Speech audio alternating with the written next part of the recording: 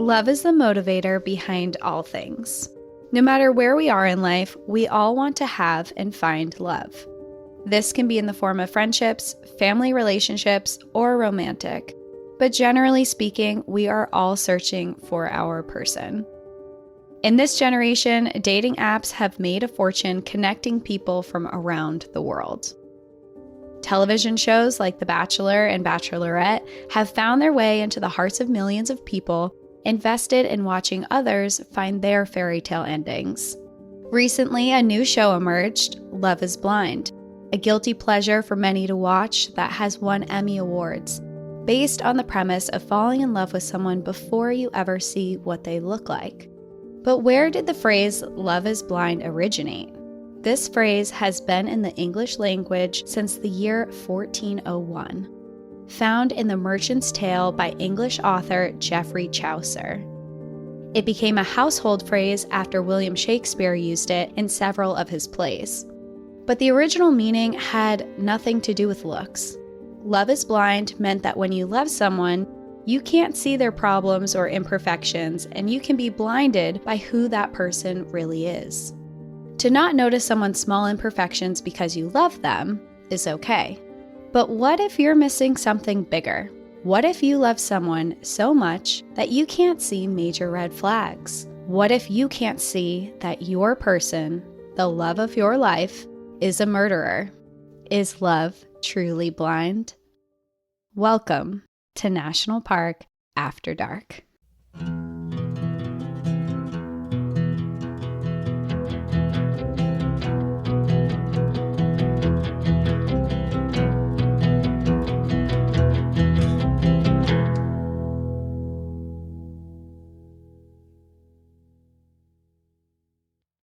Love is Blind won Emmys. They won 10 Emmys.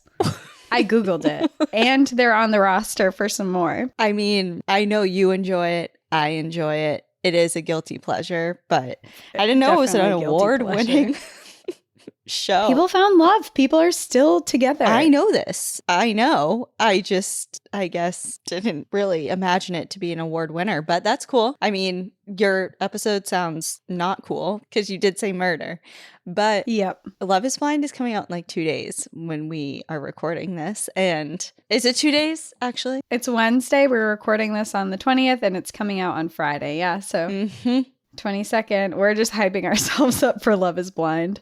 It's the first dating show that I've ever enjoyed watching. I think that, well, that's not true. Next on MTV, that was like... Room Raiders? Room Raiders. I loved Room Raiders. You knew that you were finding the person that you were meant to be with when you went through their underwear drawer before you met them. That's right. Well, yeah, I've never really watched, I guess Love is Blind is the only one I watched The Ultimatum too, but I've never seen a single episode of The Bachelor or like I'm not Bachelor Nation or whatever else, you know what I mean? So I saw it when it first came out, but it just got way too dramatic for me. And I also don't really love the premise of one person dating a ton of other people and finding their true love, and then the other people are just okay with you dating. I mean, I feel like it's kind of contradictive where it's like, I don't want my person to date around while they're dating me, but then that person is in fact dating like 20 other people. Yeah, it seems a little backwards, but yeah. I mean, they sign up for it. But people love it. People love it and people sign up for it. And I know it's obviously it's massive. It's probably one of the biggest dating shows there's ever been. So people clearly love it. I could literally never. I just don't have the patience. I'd be like, you don't like me? Bye. Or like you have to think about if you like me and like compare me to like 5 other people to see who you like most. No. Yeah. I don't like rejection at all. So if someone was second guessing, I'd be like, my feelings are hurt already. I'm going to bow out. I'm the one crying in the interview already. So what is your episode about?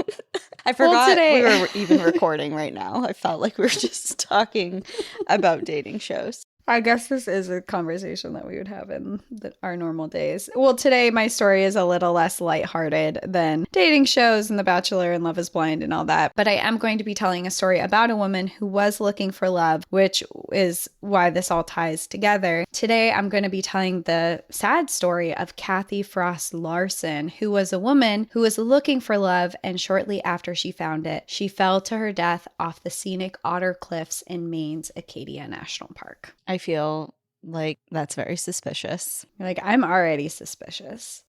Before we go into today's episode, I do want to give a little bit of a warning because we are going to be talking about death, murder, and suicide. And I just want to offer a space where if that is something that you or someone you know is struggling with thoughts of suicide or are in crisis, I just wanted to add that there is the 988 Lifeline, which provides 24/7 confidential support to people in suicidal crisis or mental health related distress. And you can use it by calling or texting 988 and you'll be connected to mental health professionals.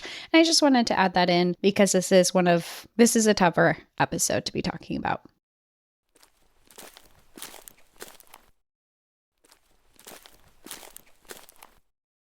Well, we'll go into her story, and we are going to Acadia. It's been a little bit since we've been to this park, so I was kind of excited to revisit, especially now because we have a trip planned there. I feel like we've only done one episode there. Your Leslie Spellman one? Which was literally episode 1. Is it the only time we've ever been to Acadia in our podcast? Wait, no. I feel like there's one other time. I did a Patreon episode on Acadia. Yeah, you did Acadia mixtape. Yep. Patreon episode. Okay. Like, I know we've done it. That also was like over a year ago. Yeah. It's been a while. It's been a long time coming. It's the only one in the Northeast. We have to visit it more often. Well, I am going to be talking about Kathy's death off of the Otter Cliffs, and it seemed to be an accident at first, but soon it became a full-on murder investigation, and her new husband, Dennis Larson, became the prime suspect. Kathy first met Dennis Larson after responding to a personal ad he had wrote in the classified section of the Bangor Daily News. And this was in the 1980s that this was going on, 1986, I believe. And the classified section is the newspaper version of Tinder, for anyone who doesn't know. It was a wild time. I don't ever recall like doing any sort of looking at any of the personal classifieds, but I remember when I was looking for my very first paid like actual job other than just doing like side work and stuff at horse barns growing up, like I was looking in the classified section in the back of the Merrimack newspaper to see like if there was any ads out for like servers or waitresses or hostesses or, you know, the typical college or high school God, jobs. You officially sound old. You're like, I got my first job from a newspaper clipping. I do remember I dreamed of getting into the drawing contest. There was like a coloring contest in our local newspaper and you could submit your drawing and they would feature it in the newspaper. I do remember that though. I do. Okay, this is just a total sidetrack, but it's just crazy how things like all tie together. So around this time I was looking for my first job in the newspaper. I can't recall if I actually saw it in the newspaper or I was literally just like knocking on doors, essentially like, hey, are you looking for help or whatever? And there was a restaurant, Mr. G's in Merrimack. That was my first job. And across the street was it was like a hair salon / spa type of deal. And it wasn't anything like super fancy, but to me, like 16-year-old me, I was like, oh my God, it's so like luxurious over there. And I remember being like, I could work with Courtney Elliott, Ian's sister. Oh, really? She worked there? Yeah, she worked there as like a receptionist. And I always like, obviously Courtney and I were friends far before Ian and I ever got together. And I just remember being like, I could totally work over there. And then I ended up across the street, like at a pizza joint. I'm like, this is so telling. Looking out the window. Like my hand is on the glass. I'm like, Courtney. But anyways, yeah. So smelling like pizza and covered in grease. As she's like checking in people for like highlights and nail appointments and spa treatments. I'm like, okay. It's so funny because I worked at salons like most of my college life. Okay, I worked at a dog salon in my college life.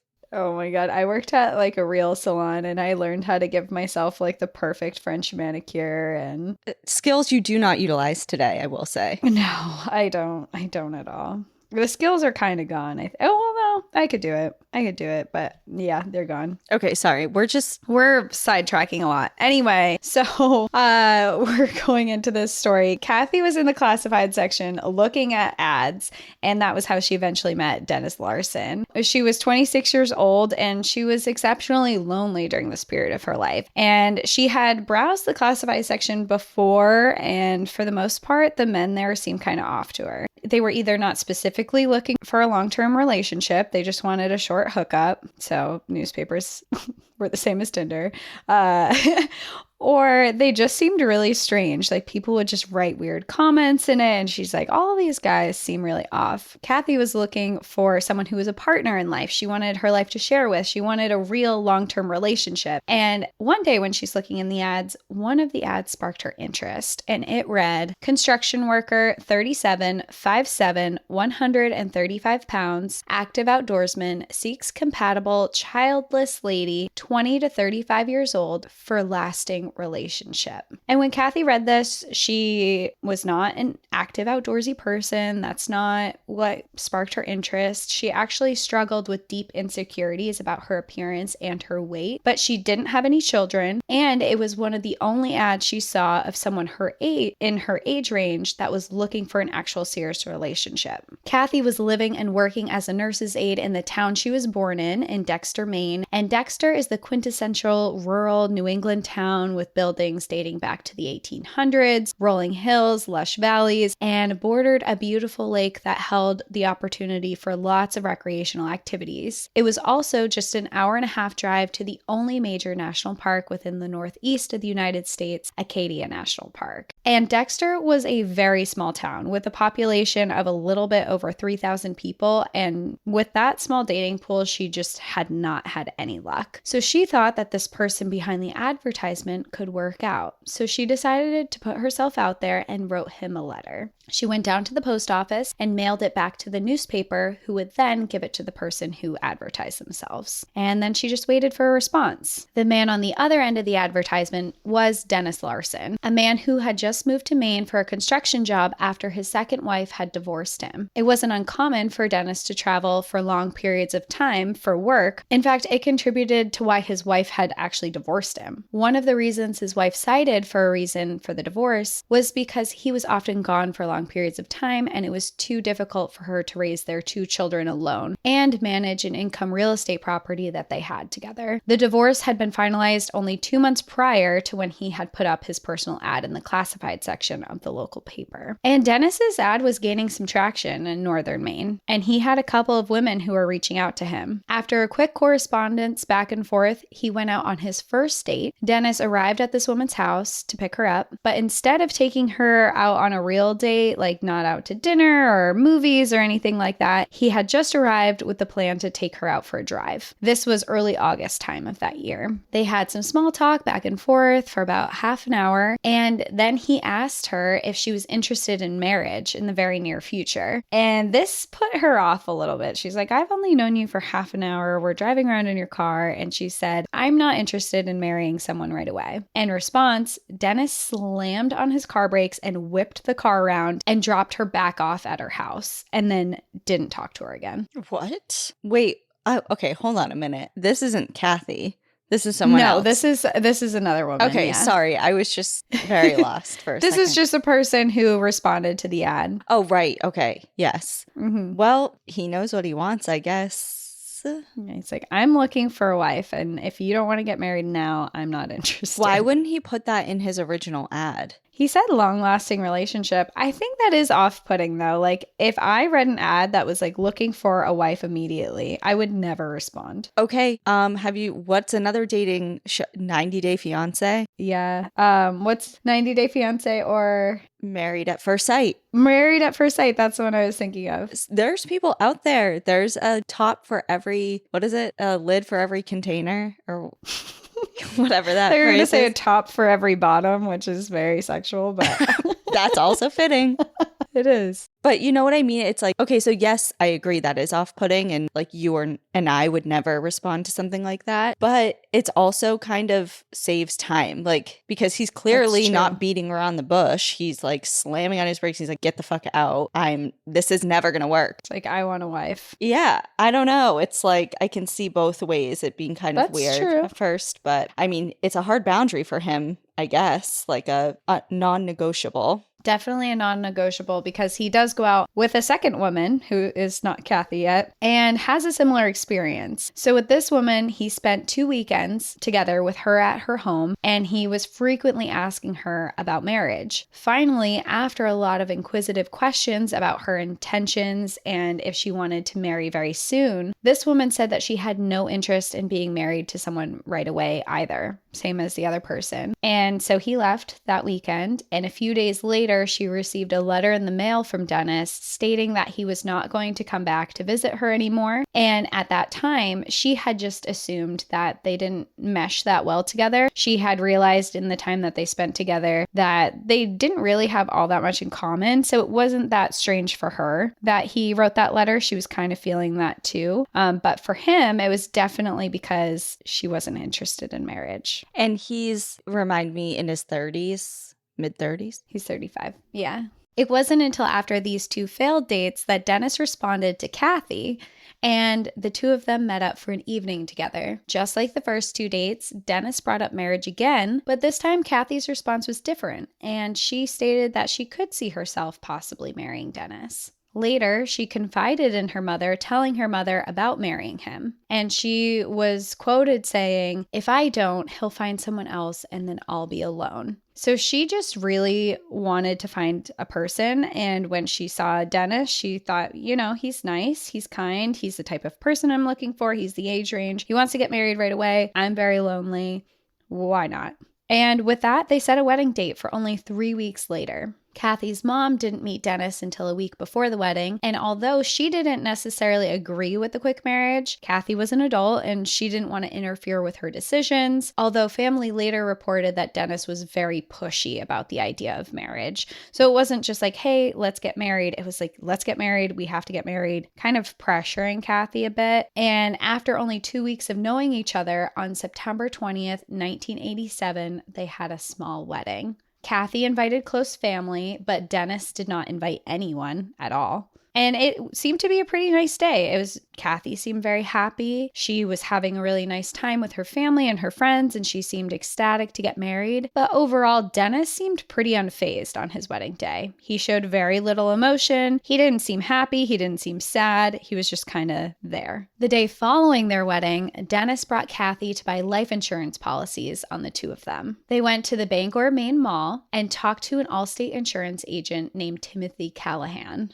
And while I know that raises some red flags for everyone who's listening, the way he phrased it to Kathy was he wanted to get these life insurance policies because he wanted her to be all set if anything ever happened to him. So he's kind of like, I just love you so much. I think that since we're married now, we should be taking care of each other. This is a good way to do it. And she told her mom later that him wanting to get life insurance policies so quickly showed how much that he loved her. The policy named them both as primary beneficiaries.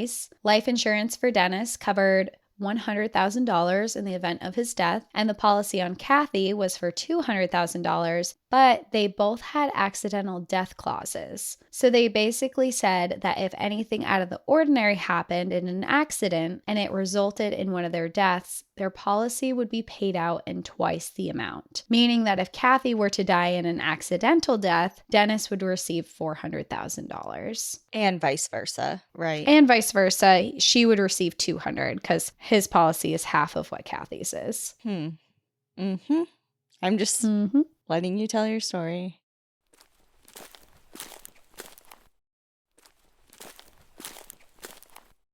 The happiness of their marriage soon wore off to Kathy. On October 9th, just a little over 2 weeks since they had wed, she confided in a friend at work that she was very depressed in the relationship. But she also said, even though I'm not very happy, it's better than being alone. That's such a tough situation to be in. Like that, my heart goes out to her for that, because I think it's also especially on my mind right now because I'm almost done the book. I started it today. It's called Soul Boom. And it's by, of all people, Rainn Wilson, the man that plays Dwight. Oh, yeah. I love Rainn Wilson. I'm listening to the audiobook, so it feels like I'm listening to Terry Carnation on he Radio Rental. Voices it? Mm-hmm. That's too funny. And it's really, really, it's an amazing book. And it's about spirituality and the kind of the journey that individuals take in their search for like higher meaning, and then collectively how humanity is going towards like a shift in spirituality. It's less about religion and more about like, I don't know. I don't need to give you can look up the book, but yeah, there's a section on it that he goes into a lot of statistics about loneliness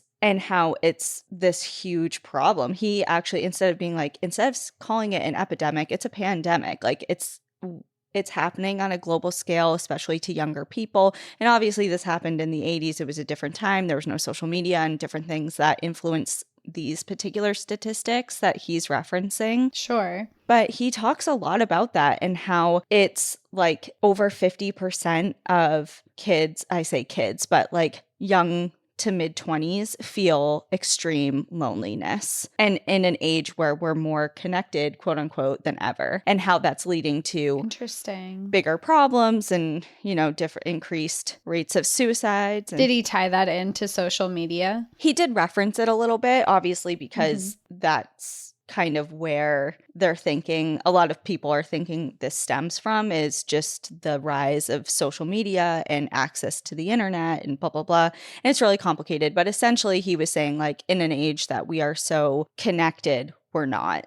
And we're just seeking, that's at the core of everything humans do, is this search for connectivity and not wanting to be lonely. And it's such a problem when we don't have companionship and love and community. And so it's really on my mind right now because it's so true. So for Kathy, being in a situation where she's not exactly happy, but it's better than being lonely, it's like tipping, like I just imagine her like weighing the scales, like, well, which one is worse, Yeah, and they're both not ideal. And I know I got the feeling when I was doing this research that she is deeply insecure about herself too. So I get the feeling that when she says it's better than being alone, it's because she thinks no one else will want her, which I think adds just another. And she's only 26? Yeah, she's only 26.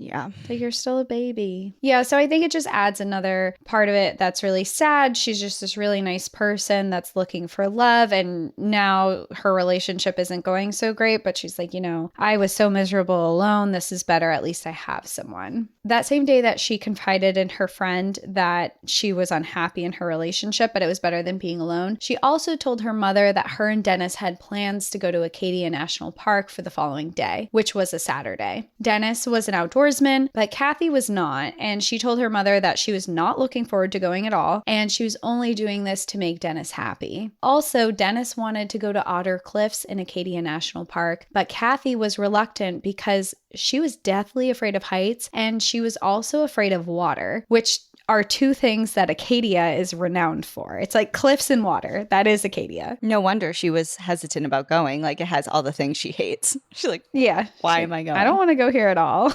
Yeah. A little bit about Acadia National Park. Acadia National Park was the first national park established east of the Mississippi on February 26, 1919, but it wasn't originally known by the same name as it is today. When it was first established as a national monument in July of 1916, it was named Sieur de Monts National Monument after an explorer to the area. Then, in February 1919, it was reestablished as Lafayette National Park, and it kept this name name until January of 1929. Only after that, it was officially named Acadia National Park. The name is believed to have stemmed from the word Arcadia, which is a part of Greece that this area reminded an explorer who visited this area in the year of 1524, and it was named after his experience of seeing Acadia. In 1524? 1524, very early explorer. You just threw out a lot of dates.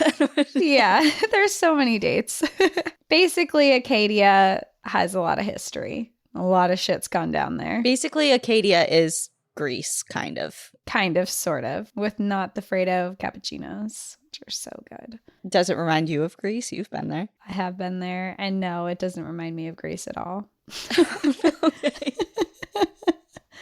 No, I was very surprised when I went to Greece. I didn't realize this, and if I had looked anything up, I would have. But the islands are very desert. There's nothing that really grows there. The plants that are able to grow there grow because of humidity that's in the air, and not because it rains. So there's very little plant life that can survive there without the help of people who actually live there. And Acadia National Park is obviously not like that. There's lots of greenery there and cliff sides and ocean. And yeah, it didn't remind me at all of Acadia. Okay, noted. Yeah, don't go to Acadia if you're like, well, I can't afford to go to Greece. I'll go to Acadia. They're both great in different ways. I prefer Acadia, honestly, but Acadia, the Greece of America. Maine. Their new slogan. Yeah, I'm like arching it in my mind like a big like banner.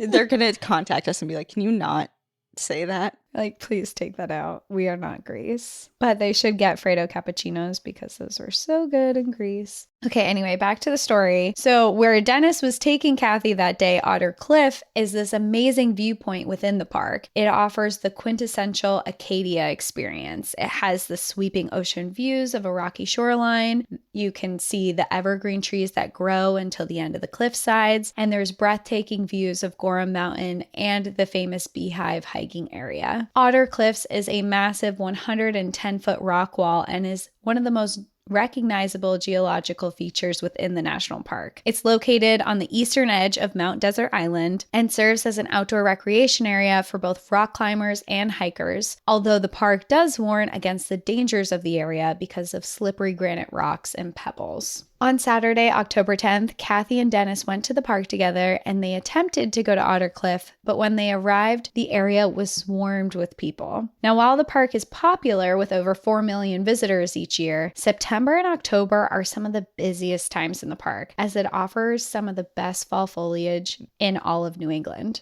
There's mild temperatures, it's perfect for hiking and other outdoor activities, and it offers the quintessential New England fall experience. Acadia sees over 615,000 visitors between September and October, with the second week of October usually being the peak time for foliage. And this was the exact same time that they were there. It was October 10th, peak foliage, people all around. Because Kathy and Dennis were within a short driving distance from the park, they actually decided to go home and come back the following day with hopes that Sunday would be less crowded than a busy, nice, warm Saturday. The following day, they packed up their belongings and headed back to the park. Kathy was still less than excited to go, but Dennis promised her that Otter Point was a great place to spot sea otters, and he wanted to take her there. Kathy, still reluctant, agreed to go, and they set out for Otter Point.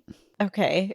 I mean, clearly. Wait, where is she from? She's from Maine, born and raised. Okay. And okay. Like, all right, that sounds good. We'll go see the sea otters. Well, admittedly, she is not an outdoorsy person. Yeah. So, for sure. Not gonna say, how would you know? I mean, you and I are looking at each other like, the sea otters, the sea otters, they're there, and we'll get to that. We'll get to that in a minute, because people are probably like, yeah, okay, what? There's sea otters in the sea. Well, going into where they're going at this point, Otter Point, according to All Trails, is a 1.1 mile out and back trip near Seal Harbor, Maine, that is within the national park. It's generally considered an easy trail that is popular for hiking and running and takes an average of about 25 minutes to complete. While it is a relatively easy trail, it does hug the coastline and allows hikers to walk atop the cliffs with views of the ocean before ending at the final viewpoint. According to Dennis, when they reached Otter Point, they walked off in different directions from each other to explore the area in search of the sea otters. While they were separated, Dennis heard his wife scream, and when he ran to her, he looked over the cliff and saw her lying on the ground below. She had fallen over 100 feet down. With no cell phone and apparently no one around, which I personally kind of find hard to believe given the year and the popularity of the trail, Dennis ran to the trailhead and flagged down a vehicle passing on the road. And he told them what had happened and he asked for them to find help. But after that, he was afraid that those people might not have understood his kind of like jumbled words or understood the gravity of the situation. So he hopped in his own car and drove to Jordan Pond House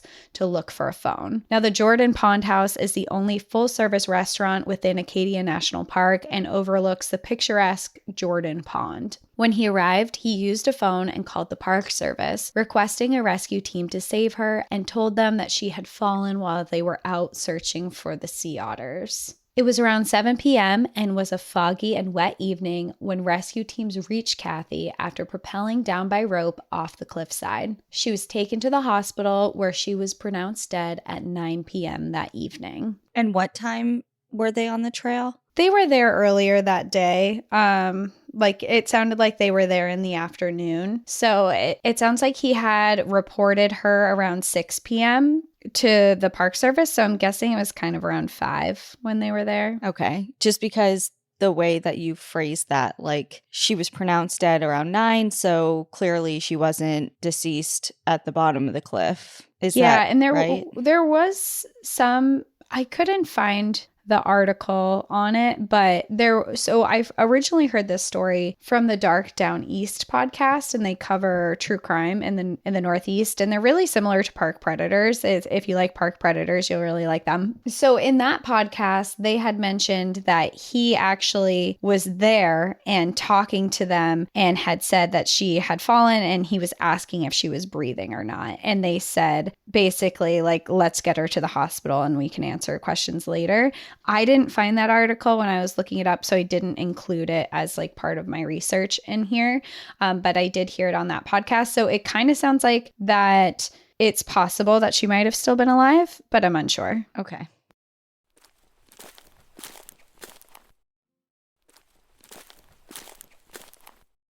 Meanwhile, that night, Dennis had chosen to stay nearby in the neighboring town of Ellsworth at the Eagles Lodge Motel. Dennis was picked up the following morning by police after people had reported seeing a man walking in the woods in the water with no shoes on. They brought him in to make a phone call for someone to come get him out of concerns for him, but he declined and walked out of the sheriff's office. He was later picked up again at 11:48 after they received another report of a man carrying a bag and walking without shoes down a major road. When they picked him up, he seemed out of it and he was wobbly on his feet. According to an old newspaper article in the Bangor Daily News, Dennis stated that, quote, his wife was the one who drowned last night at Otter Creek, and he had taken a lot of sleeping pills and 2 beers to help him sleep, end quote. And in his inebriated state, the police escorted him to the Maine Coast Memorial Hospital to be evaluated before he was released shortly after.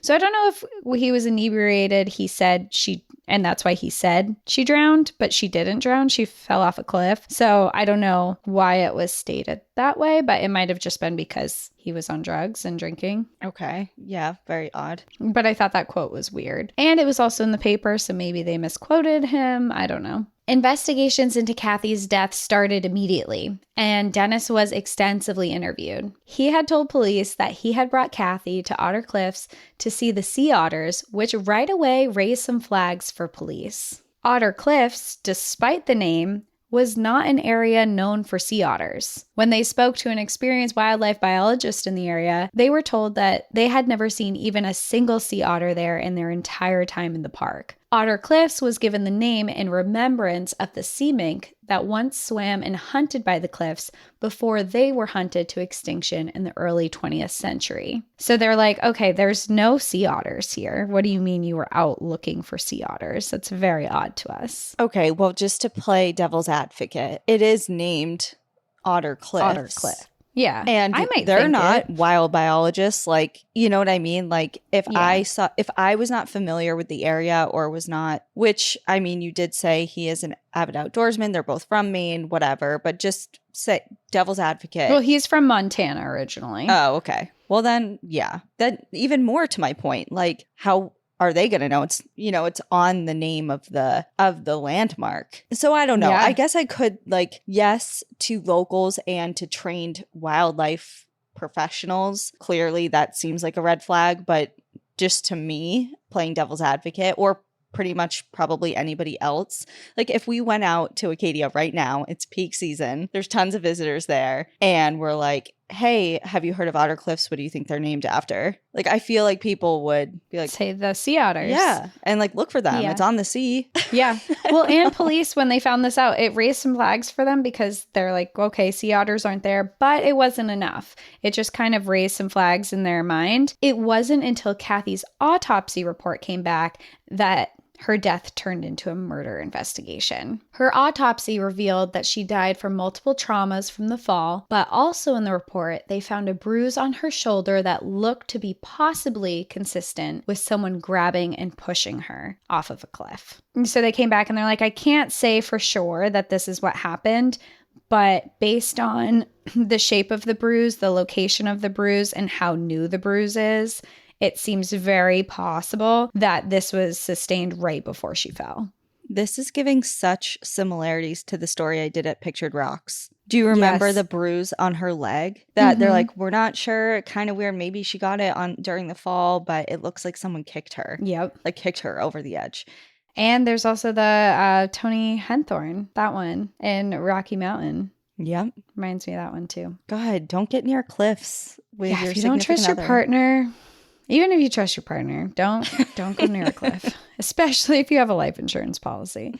That was taken out days before. Yeah.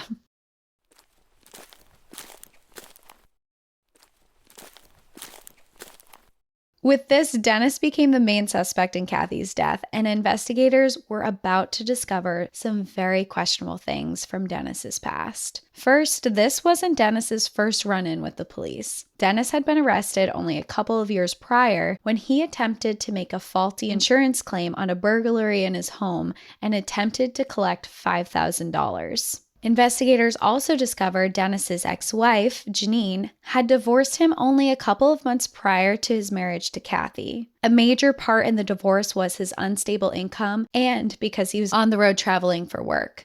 He was gone for long periods of time and didn't help out at home with the children, but his income was a major issue. There were long periods of time that he was unable to find jobs at all, and they didn't know when he would have a paycheck again.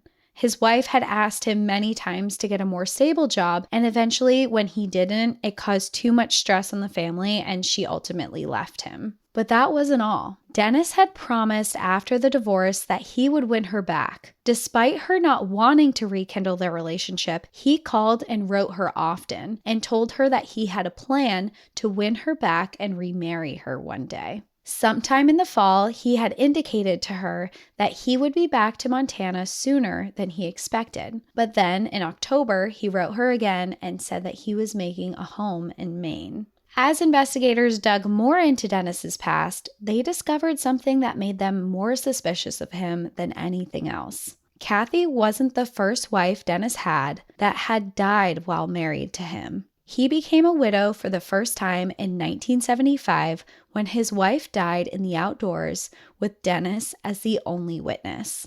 On June 10, 1975, Dennis and Leslie Larson were married and living together in Montana when they went out for the day to pick mushrooms by Little Prickly Pear Creek inside of Helena Lewis and Clark National Forest. The forest is one of the oldest forest preserves in the U.S. that was named in honor of the Lewis and Clark expedition, but has an extensive history of indigenous people dating back over 10,000 years. It's filled with valleys and mountains as tall as 9,362 feet, or 2,900 meters, with lots of wildlife and recreational activities. That day in June, the creek was higher than normal due to the spring runoff from the Missouri River that connects to Little Prickly Pear Creek, and the water levels were about 10 feet higher than they normally were.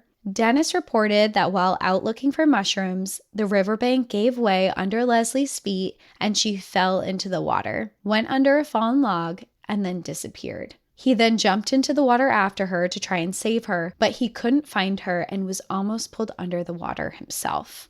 Rescue teams were brought out to search for Leslie, but her body never turned up. Police were suspicious of Dennis's involvement because when they arrived to the scene and he told his story of attempting to rescue her, he was completely dry. What in the... Her body was never found, ever? No. Wow, that's really sad. It is really sad. And one of the rescue team members later said that he believed that her body was never in the water at all, as he had been part of recovery missions for bodies who had drowned in that same area several times in the past. And he said they always eventually turned up. That's such a good point. Mm-hmm. He's like, I've done this many times. I work in this area and never once has someone not shown up who drowned. So, okay, I'll let you continue, but we're on the same page that he killed her and buried her somewhere in that forest. Something happened for sure. Leslie's family was also suspicious that Dennis played a part in her death, but charges were never brought, and she was listed as a missing person for several years. 6 months before he married his second wife in 1982, and 7 years after Leslie's disappearance, she was officially declared dead, even though her body was never found. Dennis collected $20,000 off of her life insurance policy. Meanwhile, while police were investigating Dennis, he was adamantly denying any involvement in Kathy's death, and he had moved back to Montana. After 3 months of investigating Dennis, on February 2nd, 1988, police arrived in Montana to interrogate him further about Kathy's death. After a while, he changed his story. He told the investigators that they had had an argument at the cliffs, and in a moment of anger, he had pushed Kathy, and she had fallen off the cliff as a result, but it was an accident. Immediately after that confession, he was arrested and brought back to Maine to await trial. He was indicted for Kathy's murder on 2 counts, intentionally or knowingly causing her death, and causing her death through conduct manifesting depraved indifference to the value of human life. He pleaded not guilty, and prior to the trial, his lawyers asked the courts to suppress his confession on the grounds that the investigator was acting in a friendly and empathetic manner towards Dennis, with the knowledge that Dennis had this overwhelming need to please people, and with that, he was kind of playing into this psychological game with him. He's like trying to be the nice cop, basically. His lawyers were basically arguing like, you were pretending to be nice, you were pretending to be his friend, and ultimately Dennis just told you what he believed that you wanted to hear. The courts didn't buy it, and the request was denied. Dennis waived the right to a jury trial, and after an 8-day trial, he was found guilty. Justice Jacko Smith, who presided over the hearing, stated at sentencing, "Even though the aggravated factors are present, I don't think a life sentence is warranted. I think it's important that you retain some hope that one day you'll leave prison." And he was sentenced to 50 years incarcerated. His attorneys attempted to appeal his conviction, but it never happened. While serving prison time, the investigation into Leslie's disappearance and death was reopened, and Dennis was charged in her murder. He eventually confessed to killing Leslie Larson and told investigators he pushed her into the creek and watched as she was swept away. Dennis Larson had been serving his prison sentence for about 13 years when he completed suicide. On New Year's Eve, he was in the craft room of the prison when he wrote the word Geronimo on duct tape and put it over his mouth, and then he put a clothespin over his nose. He then opened a 3rd-story window and jumped out. On his way down, his pants caught on something on the wall, and they were pulled completely down before he hit the ground. He died immediately on impact. That is so brutal. So brutal. There's the whole thing. Geronimo, and he apparently left a letter behind too, and they didn't label it a suicide note. And I don't know what the letter said, but he also left a letter before he did that. How is that not a suicide note? I don't know. They didn't label it there, so I don't know if maybe it didn't have anything to do with him about to. Oh, yeah. Like maybe Right. it had something to do with the investigations. I don't know, but they didn't release what the letter said. Okay. God, what a way to go. Yeah. Wow. Several years after his death, a couple was renovating their bathroom in Great Falls, Montana, in a home that Dennis Larson once owned. When they tore up the floor, they found bones underneath. No. They called police, and the bones were sent to the Montana State Crime Lab to determine if they were human and also to test if they were those of Leslie Larson. This was reported by the Bangor Daily News, and I tried to find a follow-up on the bones that were found, but I could not find any articles related to those findings at all. What? So the only thing I found was that bones were found and they were being sent out to be tested, and then nothing. And everything in regards to Leslie Larson still says that her body was never found. So I have no idea if they found closure in that and it was just never released. I don't know if they were human. It's just kind of a mystery. That is a huge mystery. And what year was that? It was 2007. Wow. Okay. So quite a while ago. Yeah.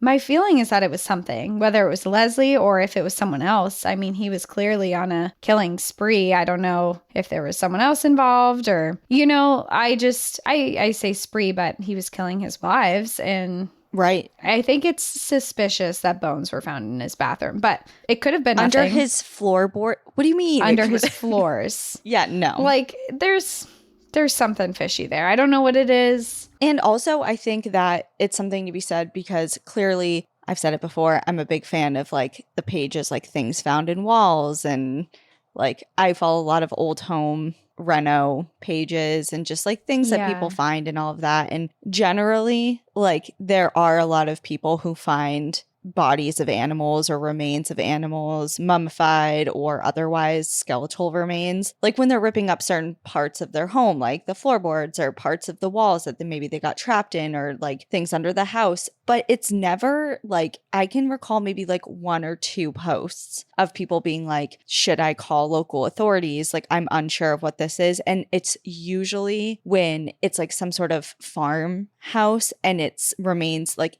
that they found in a yard, like nothing in their house. Sure, not like under a house. Under a house or something like that. And they're larger animals, like a horse or a cow or something like that, where the bones are easily kind of mistaken if you're not, an anthropologist. They're bigger bones, so it doesn't feel like a dog or a cat or something. Like when people find remains in their house when they're renovating it, even if they don't know exactly what it was, like, is this a raccoon or a cat or like whatever, it's very clearly an animal and not a human. But if you call police. Right. If it's like clearly those people, something was sparking them to be like, okay, might be a person. You know what I mean? And it was being sent out to test and see if it was human remains, but also their first thought was Leslie. So yeah. And again, devil's advocate, people do weird shit in their homes. Maybe it was some sort of animal. Who knows? But it's just, for it to be in all of the houses, it has to be his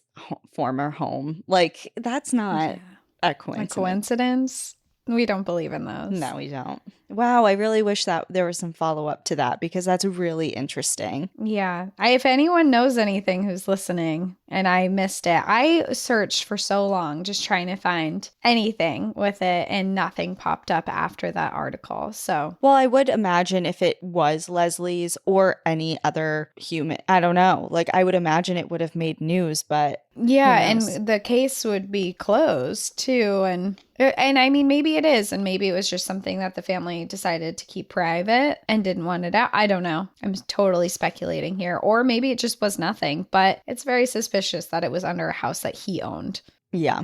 Okay. I guess we'll never know. Yeah, we'll never know. Well, that's my story for today. Oh my God, that's it. Yep, that's the end. I was like, surprised. Really waiting for the end. More. You're like, what else? Nope. God. Well, what a way to go for him. Like, that's a choice for sure. Yep. And he never got the insurance money for Kathy or anything, thankfully. Yeah, well, thankfully. But just a total, it's just so sad. She was just looking for love and lost her life. Yeah. and he lost his eventually too. And he ruined a lot of lives along the way too, because obviously that ruined Kathy's whole family's lives. And it's a sad story. Yeah, I just imagine what my thoughts go to his, so I guess technically his second wife that divorced him. Mm-hmm. I don't know if she is struggling with any sort of like survivor's guilt after all of this comes out. Like, okay, so the woman before me was killed and the woman after me was killed and I was in the same position. He had a life insurance policy on her as well. Right? Like just imagining like all the different feelings that come with that, like being scared, relieved, sad, anxious, you know. And I guess I didn't mention this in the episode, but so Dennis had a 4-month-old child with Leslie when she died. Okay. And what happened is he got together with his second wife, and his second wife adopted that daughter. Oh, okay. And raised her as her own. So he killed his first wife, left his child without a mom, and then had children with this second woman because they had another child together. They got a divorce. And then he was searching for a childless woman. Oh, yeah, that was in his ad. Yeah, he wanted specifically a childless woman. Wow. Wow. Yikes. Yeah. Well, I'm glad it's over, that story, because I'm sorry. Like, I hated that. It's just sad. It's like there is no silver lining or upside or positive note to end on, really, because that's awful. Yeah. And it's like, I feel like there are so many stories where partners push their partners off of a cliff in a national park. I mean, it happened in Glacier, it happened in Rocky Mountain, it happened in Pictured Rocks, it happened in Acadia. Like, I know it's not something that happens all the time or anything, but really look at your partner. If they're trying to take a life insurance policy out on you and things are feeling a little fishy, don't be blind. Love is not blind. Yeah, love is not blind. I agree with that. Love is not blind. Keep your eyes open. Do not let don't be fooled by people's imperfections. See them and decide if they're worth it. Don't ignore them. And don't ignore the signs. Don't ignore the signs, yeah. Not placing any blame on Kathy because she was really just looking for love. But we can all be blinded by things sometimes, especially when it's someone we care about. So just look for those signs. If someone just took a life insurance policy on you and now is planning a national park trip, please divorce them now.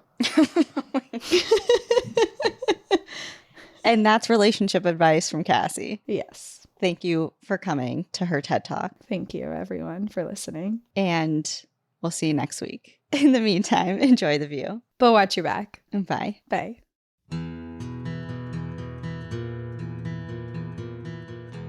Thank you so much for joining us again this week. If you have a trail tale or story suggestion, send us an email at stories@npadpodcast.com. Follow us on Instagram and Facebook at National Park After Dark and on Twitter at NPAD Podcast. Join our Outsiders Only community on Patreon or Apple subscriptions to listen ad-free, unlock monthly bonus episodes, and exclusive content. And remember, when you support our sponsors, you are supporting our show. For our exclusive discount codes and source information from today's episode, check out the show notes. For more information on our show, our book recommendations, merch updates, and more, visit our website at npadpodcast.com. And please rate, review, and subscribe from wherever you listen to podcasts.